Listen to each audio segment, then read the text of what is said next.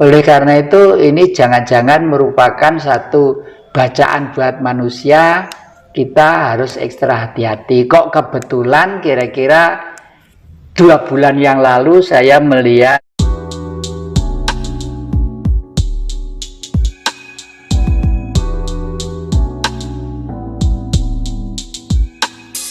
jadi Bu Harto itu tahu saya itu seneng banget di sana lah. Sampai kalau ibu itu sendirian, Pak Wardoyo lagi kundur ke Solo, itu ibu itu satu kamar tuh yang nunggu tidur tuh saya sambil cerita gitu. Saya tidur di kamar, ibu di tempat tidur, saya di bawah gitu sambil cerita, ibu tuh cerita macam-macam gitu. Nah, Bung Karno kamarnya sebelahnya. Nah, waktu itulah saya mengetahui betul bahwa Bung Karno itu orang besar nomor 1 di dunia. Tapi pribadi, perasaan dan pikirannya tuh betul-betul nol total. Nggak merasa bahwa beliau itu orang pandai, orang jabatannya tinggi, orang kuasa. Di Blitar itu kan sering ada pagelaran wayang kulit. Dan dalang favoritnya itu Pak Gito Slotko dari Kademangan sana. Bung Karno itu ya kalau tidur dulu, sore tidur di kamar gitu. Setelah itu ya lihat sama-sama di tengah-tengah masyarakat gitu. Tengah-tengah masyarakat, cuma selalu pakai kopiah, itu memang selalu. Ya karena beliau itu nun sewu, nun rambutnya agak butak sedikit. Jadi nah dari sinilah saya betul-betul memahami. Oleh karena itu akhir-akhir ini saya lagi mencoba menulis buku yang sedang saya kerjakan.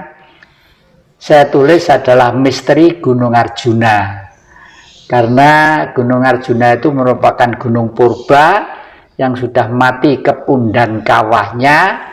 Dan Bung Karno kenapa kok senang melihat wayang Purwo? Karena wayang Purwo itu kidung agung, tembang dulu kidung yang ada di lereng Arjuna. Yang ini ditulis dalam lontar-lontar yang kebanyakan itu di Boyong Raffles. Ada berapa ton itu ke Eropa itu. Makanya dalam kesempatan yang akan datang mungkin saya itu akan menjadi tamunya kerajaan di Inggris sana, karena saya mempunyai sebuah lukisan yang karyanya William Churchill, Perdana Menteri Inggris pada waktu Perang Dunia Pertama. Itu mau Perang Dunia Kedua apa pertama itu ya, itu mau saya kembalikan ke sana. Kalau saya jual itu mungkin nilainya tinggi, tapi saya tidak materialistis. Saya lebih baik saya kembalikan ke sana sebagai ucapan terima kasih. Di samping si nakalnya si Raffles memboyong lontar-lontar yang jumlahnya berapa ton ke Eropa itu, ya untung diselamatkan Raffles. Kalau enggak di sini ya mungkin wes tuh rombeng disuwei enggak karu-karuan. Karena bangsa kita itu mungkin inilah yang dikatakan gila-gilo Cina Londo garis sak judo, wong Jawa garis separuh. Itu mungkin sekarang ini Jora Jawa, Cina ra Cina, Londo ra Londo, jadi separuh mogol. Akhir-akhir ini saya itu kenal seorang paranormal kulit putih dari Jerman, namanya Jerry. Itu beliau bilang begini, beliau sekarang berada di daerah pantai selatan karena beliau pengen menyelamatkan rakyat di pantai selatan. Duh, kenapa diselamatkan? Ada 2 sebab, Pak. 1, pantai selatan itu akan dibuat lintas selatan, lintas timur, lintas selatan. Jadi di sana akan menjadi daerah yang ramai. Saya tidak ingin rakyat Indonesia itu nanti terus-menerus menderita, karena belum ada orang-orang yang memperhatikan tentang kebahagiaannya, sampai dia itu hidup di tengah-tengah kampung, mengantisipasi, ngajak nanti kalau ada apa-apa tolong siap-siap gini gitu ya. Dan kemarin ngomong-ngomongan seharian dengan saya. di Sumberawan sana, saya kenalnya di Sumberawan. Lalu dia sekarang pamit ke saya, mampir di rumah saya sini, lalu ke Laut Selatan, malah minta dibukakan tarot juga. Dia kok seneng tarot, seneng banget saya ceritakan tentang tarot. Dan dia itu anehnya bilang apa? Indonesia nanti Romo, kalau bilang saya enggak tahu siapa yang ngundang saya Romo. Romo, di Indonesia nanti itu akan menjadi baik kembali kalau sudah dipimpin oleh seorang raja gitu. Lah rajanya siapa dan dari mana? Wah, itu alam nanti yang menentukan, alam. Hanya kelihatannya bangsa Indonesia harus mengalami suatu peristiwa yang agak menyusahkan. Saja salaman dengan saya, jabatan tangan gitu. Karena apa? Saya di dalam buku sudah menulis Indonesia nanti akan melampaui peristiwa di mana manusia itu akan mengalami peristiwa sakit terhimpit sampai ke langit.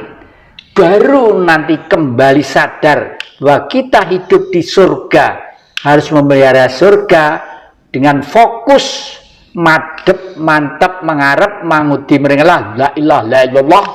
Nah, leluhur adalah peninggalan bumi yang namanya Indonesia ini, bukan leluhur bangsa lain. Seperti itu. Apa yang kira-kira bisa dian oleh adik-adik ini? Kalau yang banyak yang bicara tentang yang jadi banyak yang memperingatkan masyarakat harus lebih berhati-hati karena potensi bencana dan lain sebagainya yang tidak bisa dihindari. Itu pandangan panjenengan seperti apa yang? Jadi karena manusia hidup bermasyarakat, bergaul dan berkumpul, kita harus bersikukuh tetap menjaga negara Pancasila. Tapi Pancasila itu suatu ideologi dasar. Jadi bangunannya harus ada. Kalau bangunan harus jelas. Ini genteng, sirap, gelombang. Ini sokonya, gurunya yang mana harus jelas ya. Oleh karena itu kita harus menengok sejarah perkembangan bangsa ini. Bangsa ini sejak tahun 74 itu sudah tidak pernah melaksanakan Pancasila dengan baik. Karena Pancasila itu ada pendampingnya. Pancasila itu kan dipidatokan Bung Karno di depan sidang Bogor di Cumbujo Sakai pada waktu tanggal 1 Juni 1945. Tapi sebelum itu penggaliannya itu sudah ada. Penggaliannya itu sejak tanggal 4 Juli 1900 tahun 27. Setelah Bung Karno bertanya pada tokoh-tokoh lama, tokoh-tokoh agama, tokoh-tokoh sepuh, tokoh-tokoh ini lalu Bung Karno pada waktu itu kuliah di ITB, berjalan-jalan di suatu desa, ketemu dengan masyarakat desa. Di sana ditanya, ada orang tuh kerja nyangkul di sawah, kerja keras, peluhnya itu diluweran, kena terik matahari, tidak pernah susah, tidak pernah masih kerja keras terus, tapi hidupnya kok miskin. Ditanya namanya Marhen. Nah, itulah sejarahnya. Jadi Marhen itu ternyata adalah bukan ideologi, nama orang yang kerja keras, pantang menyerah, punya tanah yang subur, punya kekayaan, tapi kok miskin. Apa yang buat miskin? Sistemnya. Oleh karena itu Bung Karno tidak pernah membenci kepada manusia, itu tidak pernah. Membenci Barat pun Bung Karno sebenarnya juga tidak pernah. Membenci Cina juga tidak pernah, membenci Arab juga tidak pernah. Justru Bung Karno mengakomodir semua itu dalam suatu wawasan yang dipidatokan di PBB ya, sekitar tahun 60 itu, The Five Principles of Indonesia, Belief of God, Nationalism, Humanity, Democratic, dan Social Justice. Jadi ketuhanan yang Maha Esa, kebangsaan, kemanusiaan, kerakyatan dan keadilan sosial. Jadi, nah ini adalah pendampingnya Pancasila. Kalau Pancasila tidak didampingi lah, marhen orangnya, marhenisme ajarannya, ya, marhenis manusianya yang berjuang untuk orang-orang yang miskin tadi itu. Nah, kalau tidak didampingi itu, ya Pancasila tetap abstrak saja. Buktinya apa? Tahun 74 Pancasila itu dirubah. Yang rubah juga pinter Orde Baru itu. Pakai orang-orang gelarnya profesor semua, ya.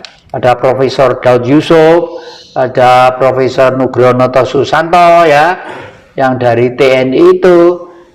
Dirubah, merubahnya indah. Tapi masih seakan-akan tidak bertentangan dengan Pancasila. Tapi sebenarnya motivasi perubahan itu adalah menghapus marhenisme tadi itu. Karena apa? Kalau marhenisme nanti tetap dipakai sebagai bahan bangsa, pendamping Pancasila ini, Indonesia tidak bisa dikuasai oleh asing. Karena kenapa VOC di sini 500 tahun? Karena pengen rempah-rempah, ya toh, pengen pala tadi itu loh ya. Di Eropa meskipun membuat hamburger, membuat roti, membuat Kentucky dan lain sebagainya, kalau tidak ada rempah-rempahnya rasanya sepo toh. Sepo. Nah, itulah makanya palapa itu adalah kekayaan yang besar di negeri ini.